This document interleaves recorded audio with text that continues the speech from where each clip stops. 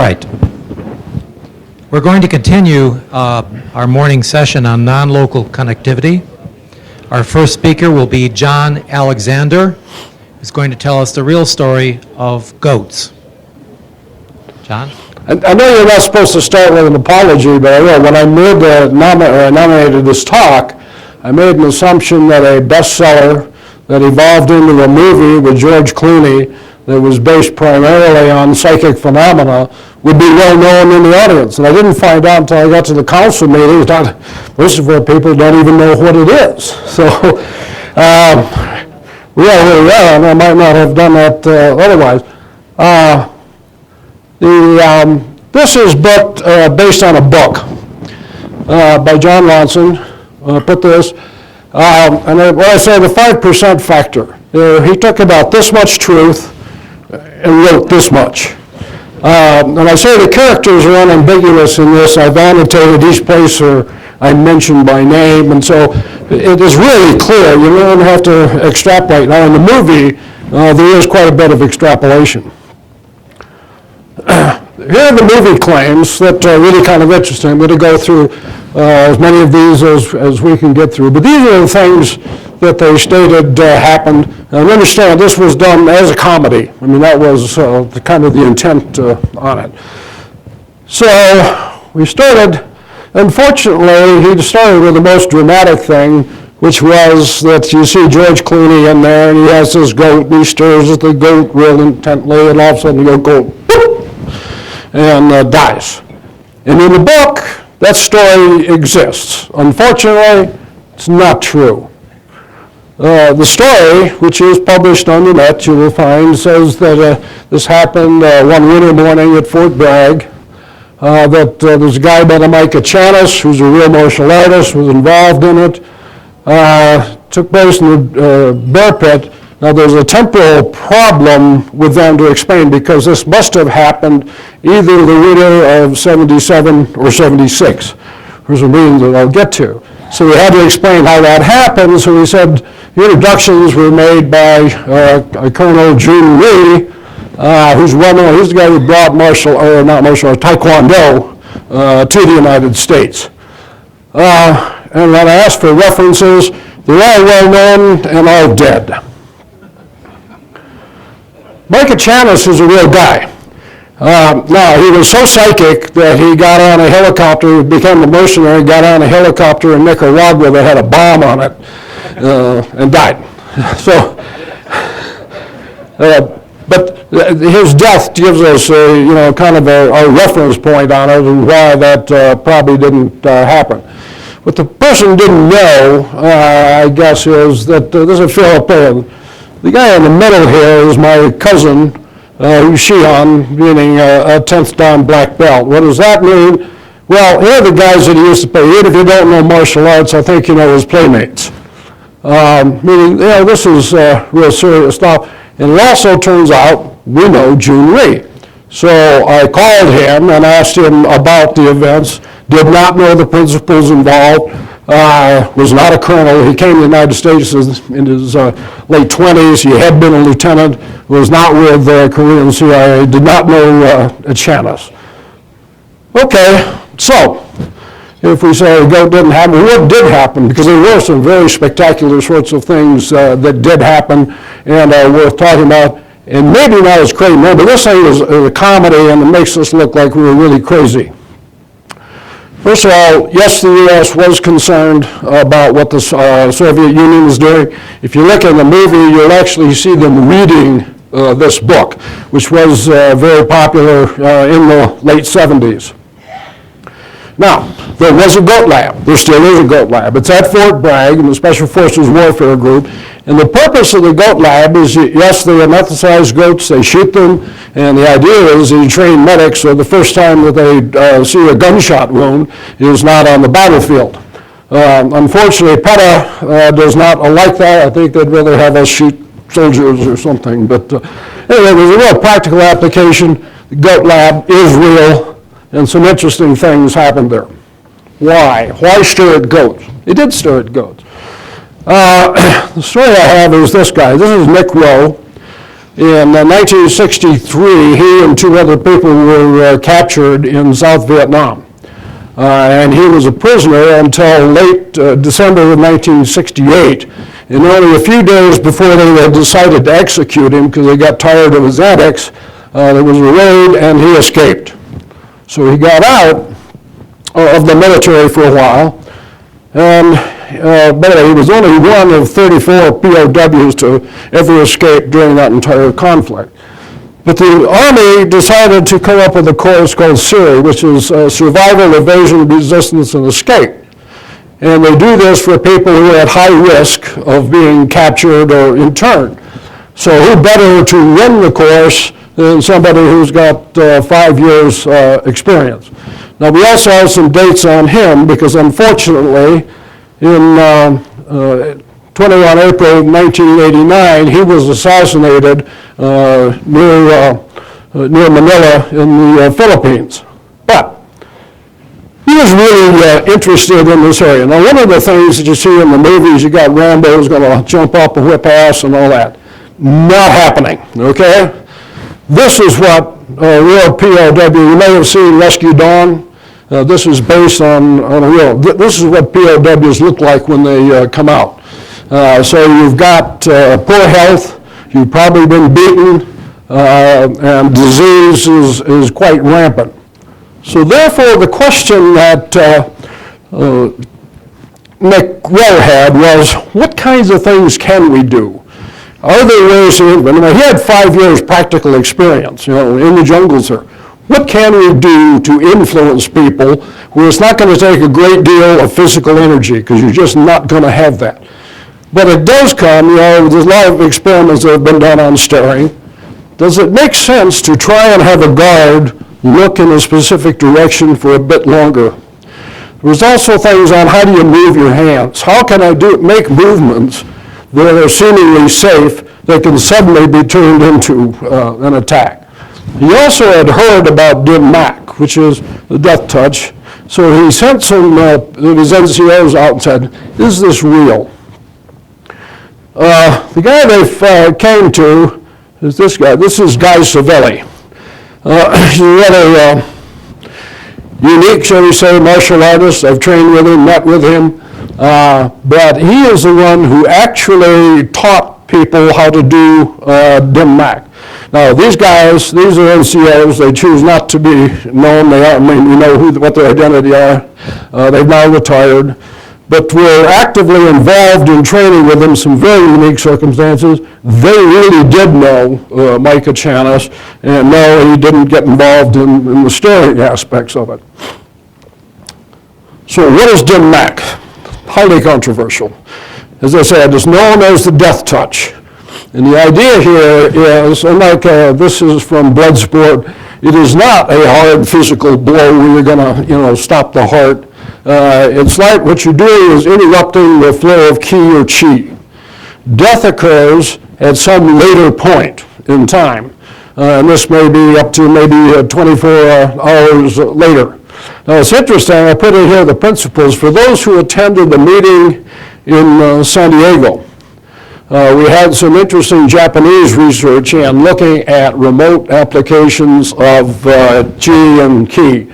And that's basically what we're talking about here. So what happened on the goats? There's a little controversy over who actually hit the goat, whether it was Guy Savelli or one of the NCOs. But what they did is they hobbled the goat, so it was kept in front of cameras. You had time-lapse photography on it. And about 18 hours later, the goat goes boom, and flips so quickly. Now, they did a necropsy on it, and I've seen the results on that. They still won't release it, and individuals hold it. They said death was so fast at the time that it did occur that the heart didn't even contract. What was most amazing to me is that I saw these pictures where you saw, for anybody who's seen bullets on cadavers, what happens when you have high-velocity missile that goes through the body, you can see where the energy deposition took place. And what you saw in the goats was that kind of energy deposition. You saw a line going right across the thoracic region. The problem is there was no wound of entrance or wound of exit. So it was really quite dramatic. Now, how did all this come about? We had something called Delta Force. And the mission of Delta was basically a think tank that was allowed to go out and be really wild. I mean, they could look at basically anything. The motto is, what's the difference that makes a difference? We were looking literally at transforming the Army at this point. Remember, we were just coming out of Vietnam. The Army was in the doldrums at best. And so they looked at how you need change, keep track of time, lessons of history, realities, and visions of the future. I'll also mention this is not Delta, which you know is Delta Force, that was created by Charlie Beckwith. Well, gee whiz, Charlie and I happen to have been in the same Ranger course together much long before that. So these are not the door kickers. These were people who got together and thought. By the way, our organizational chart was really unique. I was at MIT at the Sloan School of Management a number of years later, and I saw it showing the chart with concentric rings. And they were going like, who did this kind of thinking from a management perspective and when? And the names you'd recognize it are guys like Colin Powell and some of the others who really went on to do amazing things. Now, in the movie, you have something called the New Earth Army. This was actually taken from the First Earth Battalion. And this is a real thing. Some people will know Jim Channon, we'll get to him. But he designed this manual, which is now available on the net for anybody. But the main thing is this was not a real unit. I mean, you couldn't go to an Army organizational chart and find the First Earth Battalion listed someplace. But it was a notional thing, and it was real. This is the movie version of the New Earth Army. You'll recognize it. Artwork is really pretty important. In the movie, Jeff Bridges, unfortunately, you turn here, he's got a ponytail that runs about this long down the back and all that. That didn't happen. But he is playing this guy. This is Jim Channon, who was a brilliant Imagineer. Jim was best known for his artwork. In fact, some of his symbology is still, basic symbols that are used in the military together. But he was, 3 or 4 sigmas beyond the current, where the Army was certainly at that time. And he worked still in proto-mythology. And one of the key words was dare to think the unthinkable. What the First Earth Battalion did as a notional unit was allowed us to do a lot of unusual thinking in ways that were not threatening to the conventional force. Goats and real and goat symbology is kind of interesting. In Jim's handbook, I might mention that you'll notice that it's A, black and white, B, the design isn't quite complete, and that's intentional. That's so that the people who are working in the field, you're looking at this, your mind fills in the blanks. Now, this in the movie is the actual depiction of Clooney coming out with the goat. So what? This is a symbology of goats in action. This was October of last year in Afghanistan.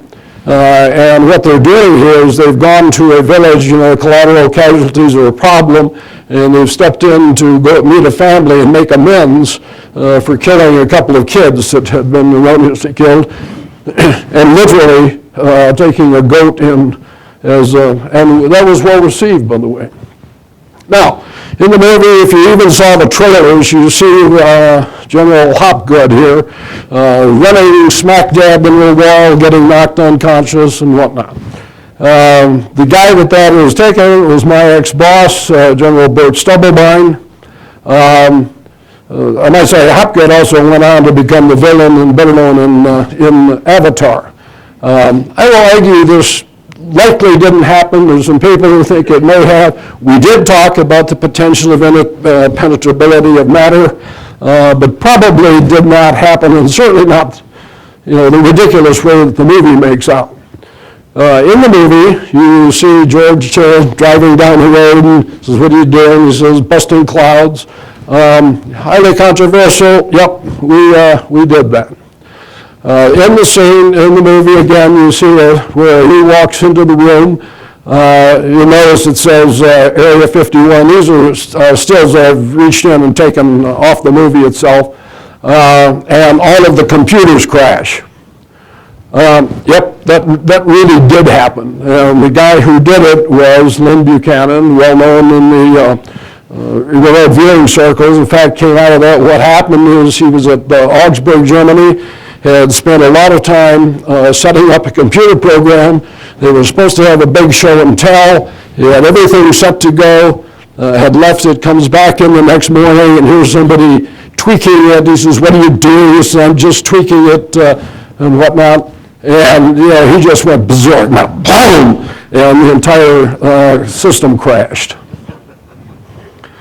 Remote viewing, obviously we know about that in the Stargate program. We've got, of course, Joe McMonagle and the Swan. There's many people here. Paul and Dale both were certainly associated with the program. Firewalking, yep, we did that. We heard from Jack talking about the response on that. Leidenfrost does not answer that question. In the movie, they go into this, and it says using LSD. This is supposed to take place in the 2000, right after Desert Storm. Here I say not only no, but hell no.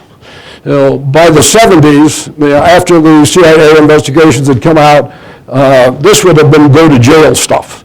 And absolutely didn't happen. It's unfortunate they did include it in the movies. Metal bending in the movie, Spacey sitting right over here has this, and you see Hopgood staring at it. But of course we have, this is something that really is real. Non-lethal weapons, this is one of my main fields, whole host of those sorts of things. The positive attributes of goats, and this is from Jimmy Channon, one thing he points out is we've always had the court jester.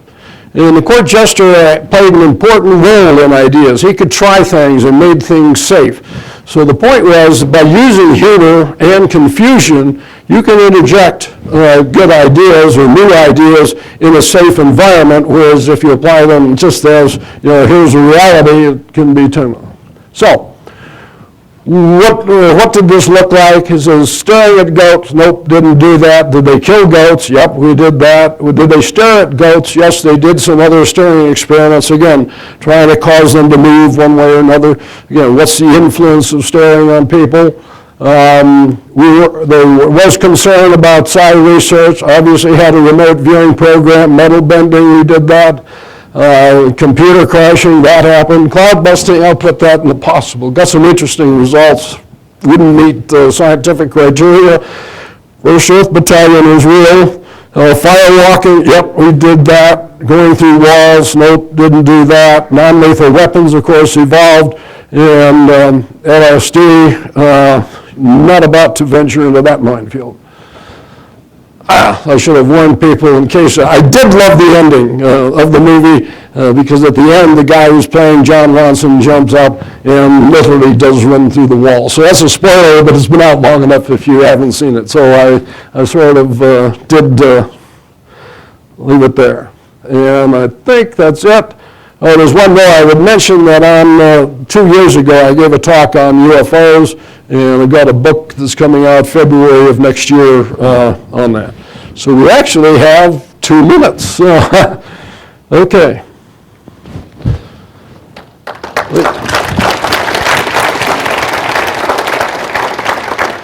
Okay, we have 2 minutes for questions. No, we have 2 minutes. Most of these effects that you describe, I would categorize as somewhat negative, high entropy, harmful. Are there any examples that you know of that were uplifting?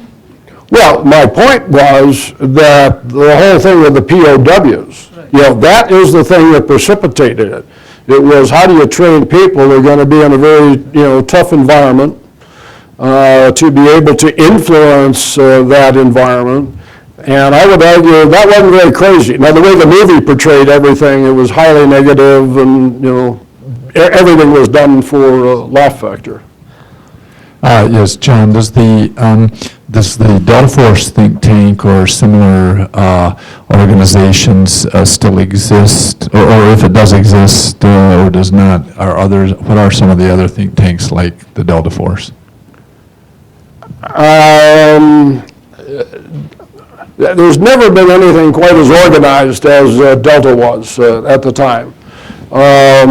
As far as, I get questions all the time about, is it a secret remote viewing program? My answer is no, because that was highly organized. It was ways to put information in, how to evaluate it, how to transmit it. That does not mean that there aren't individuals, and some of them here, who don't get individual questions about, you know, specific targets and things like that. But no such organizations.